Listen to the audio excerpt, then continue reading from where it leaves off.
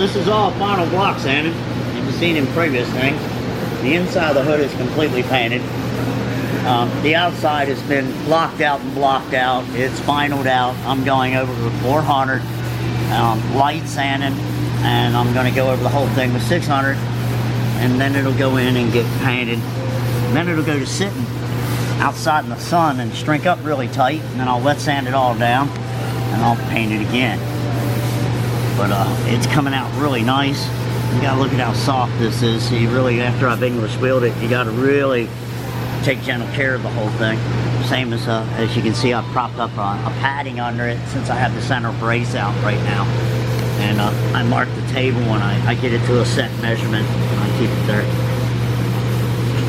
For our viewers that don't know, why exactly do you leave stuff out in the sun, painted, finished paints? Well, when you do a process to this far, is you want it to look good and not get any kind of shrink lines or anything of any magnitude. And when the sun sits on it and it tightens all the paint up, you can bake it and heat it up, which we do that. And then we let it age for a couple months. And then I go back and sand it again. It gives it that depth and the durability and strength of when you wet sand and perfect a paint job out to that degree. It lasts that way. If you don't, you take away a lot of your material and you make your material thinner. So you have a really nice looking paint job, but it has no durability and long last. So if you paint the whole thing, this will all be painted in a single stage, and then it's gonna sit. It'll get wet sanded all down with 600, and it'll sit to age and cure 2-3 months while I work on other parts. And then it'll all be wet sanded out again with 600 to 1,000, and I will paint the whole thing again. And that stage, while it's soft, it will get sanded all the way out to 5,000 and buck, and then it'll be done. But this stage is its first stage. Same thing went on. A lot of the cars you see in videos are all double sprayed. It just perfects the paint job and gives it that long depth and durability, and it makes it deeper.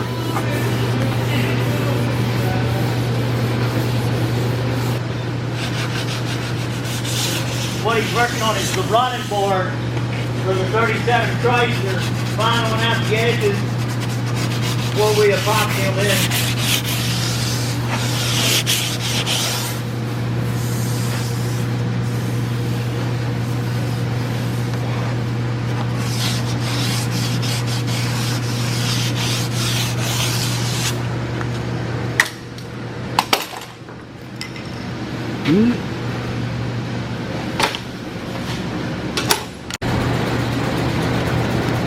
Hi! Doing the same thing I was doing yesterday and the day before. I'll be doing it again tomorrow. But I'll explain it to you. These are the grill trim pieces. There's 50 of them. These are replacement grill trim pieces that we had made. They come to us like this. If you want to look down the profile, you can see that it is a little bit wavy. And there's also extrusion lines on the surface of the stainless steel. All that has to be sanded out, one way or another. Hand sanded or sanded on a wheel, which would be faster.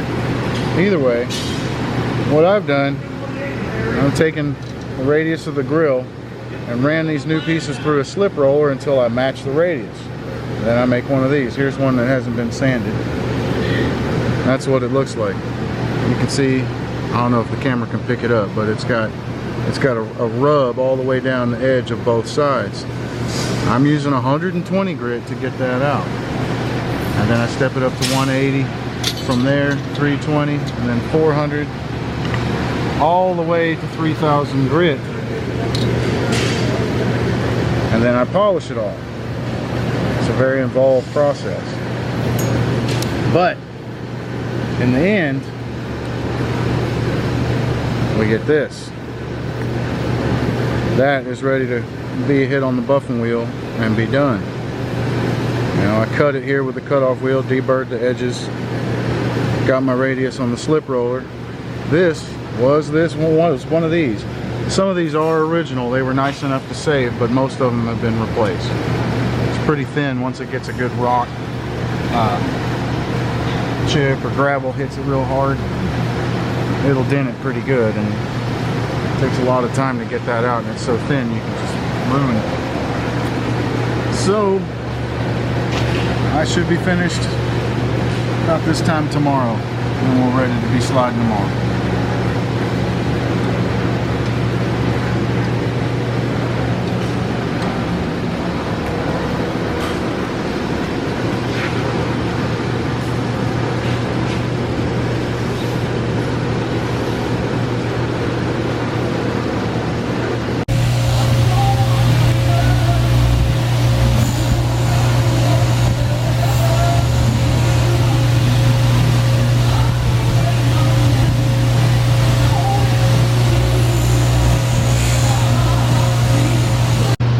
Alright, we're on the grill, finishing up some of the stainless. I wanted to go over this one center piece that we've had made, and it slides over. If you see, it's a pretty tight little groove that it has to go down, and you want it to fit really nice and tight.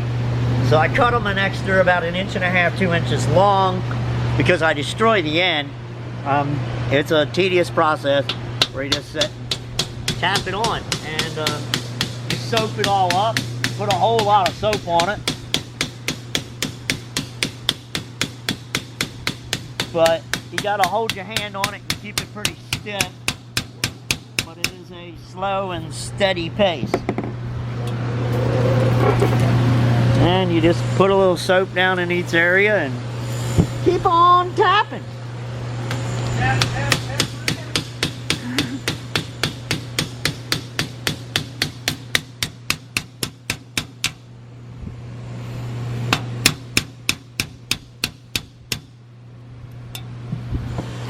Alright, that is almost at the very, very end.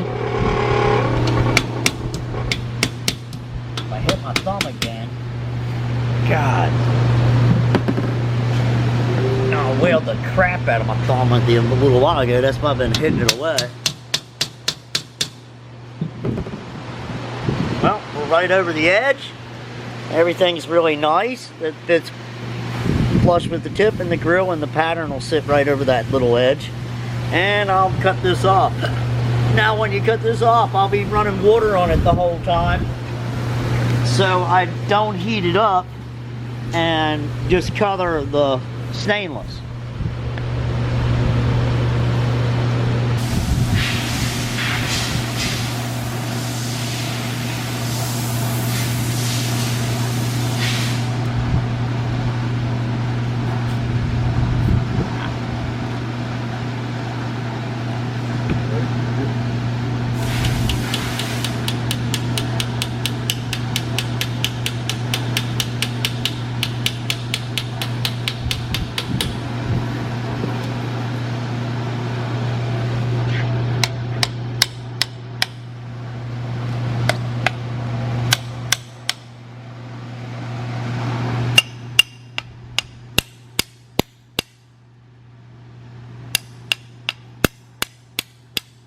About an inch.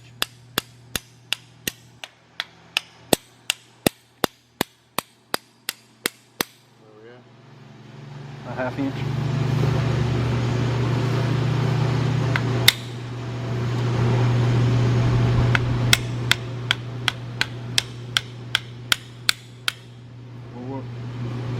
Quarter inch. Okay.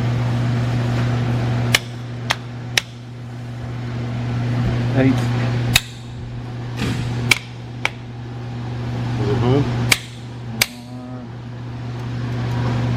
Well, one more tapper.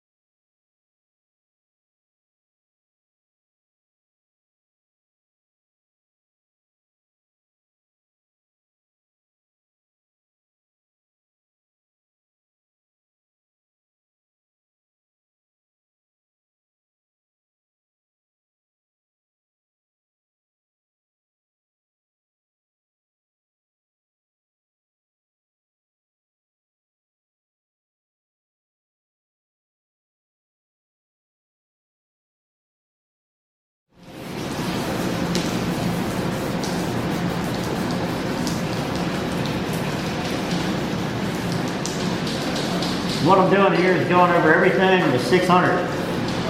And I'm going to sand around every single piece.